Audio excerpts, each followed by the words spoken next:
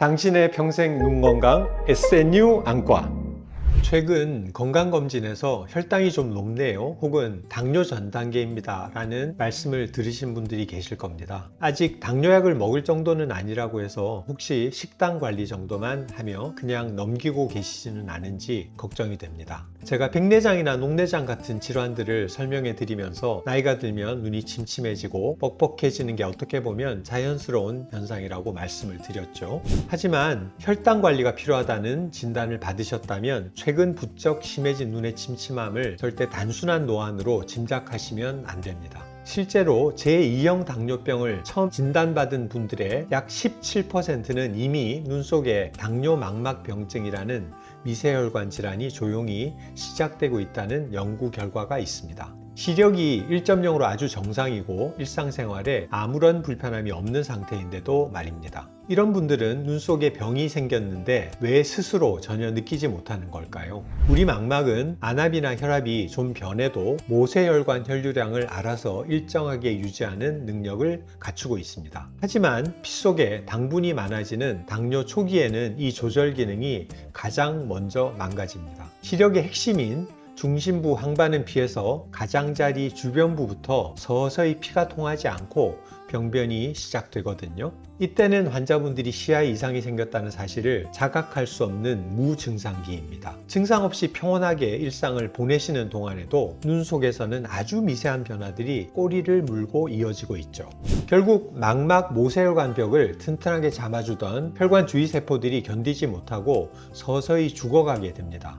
혈관을 잡아주던 힘이 사라지니까 압력을 못 견디고 꽈리처럼 부풀어 오르다가 결국 혈관벽이 미세하게 터지면서 끈적한 물이 새어나오기도 합니다. 이렇게 새어나온 액체들이 시세포가 빡빡하게 모여있는 황반 쪽으로 스며들게 되고 황반이 점점 부어오르면서 신경세포들의 배열이 틀어지게 됩니다. 결국 가장 중요한 중심 시력이 급격하게 떨어지는 황반 부종이 발생할 수 있습니다. 상황이 더 진행돼서 파열된 미세혈관의 피가 안구 내부를 채우고 있는 투명한 유리체 속으로 흘러 들어오게 되면 그제야 환자분들은 눈앞에 짙은 먹구름이나 시커먼 찌꺼기들이 떠다니는 것을 느끼게 됩니다. 이건 단순한 비문증과는 다릅니다. 눈앞에 떠다니는 것들이 순식간에 많아지고 투명해야 할 시야를 붉은 적혈구 잔해물들이 물리적으로 완전히 틀어막아 버리기 때문에 시야에 시커먼 장막이 쳐진 것처럼 느끼게 되는 거죠.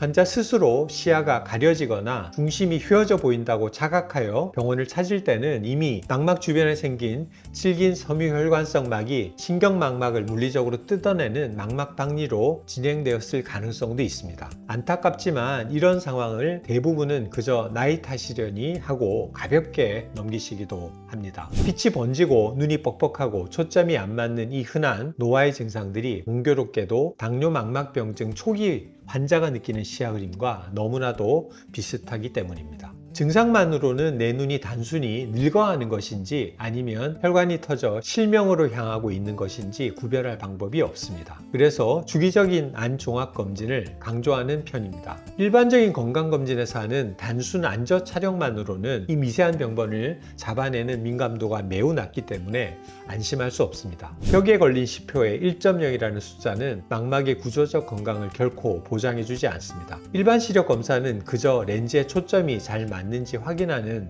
겉면 검사에 불과하거든요. 그렇기 때문에 혈당이 조금이라도 높으시거나 40대 이상이시라면 1년에 적어도 한 번씩은 반드시 안과 전문의를 찾아 동공을 확대하고 눈 속 깊은 곳을 투시해보는 정밀 안저 검사를 꼭 받으셔야 합니다. 특히 광간섭 단층 촬영, OCT 같은 특수 장비로 망막 전체를 살피고 세포 단위로 스캔해내는 과정이 반드시 필요합니다. 주관적인 느낌에 속지 않고 일찍 병원에 오셔서 정확한 진단을 받으신다면 그래도 어떤 조치를 취할 수 있는 가능성이 생깁니다. 검사 결과 당뇨로 인해 망막에 비정상적인 신생혈관이 자라고 황반이 부어오르고 있다면 안군에 직접 투여하는 항체 주사 치료를 시행합니다. 추가적인 출혈을 막고 퉁퉁 부은 황반을 가라앉혀 중심 시력을 보존해주는 방법입니다.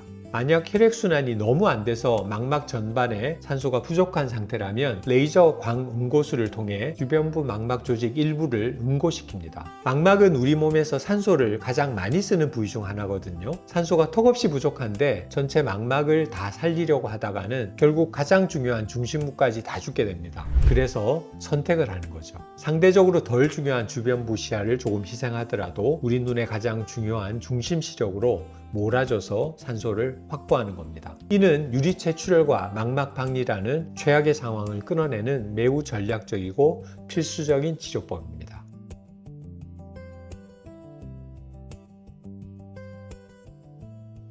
어제 맞춘 돋보기가 잘 보인다고 해서 혹은 단순히 눈이 피곤한 거라며 안심하시면 안 됩니다. 눈 속의 질병은 참 조용하고 은밀하게 찾아옵니다. 하지만 반대로 미리부터 너무 큰 두려움을 가지실 필요도 없습니다. 시기적절하게 안저검사를 받고 여러분의 눈 상태에 맞는 과학적이고 정밀한 치료가 제때 개입된다면 중증 시력 상실의 90% 이상은 충분히 예방할 수 있습니다. 1년에 단 하루 늦기 전에 눈 속의 진짜 상태를 마주하는 시간을 꼭 가지시길 당부드립니다. 지금까지 SNU 안과 대표 원장 정 의장이었습니다. 감사합니다.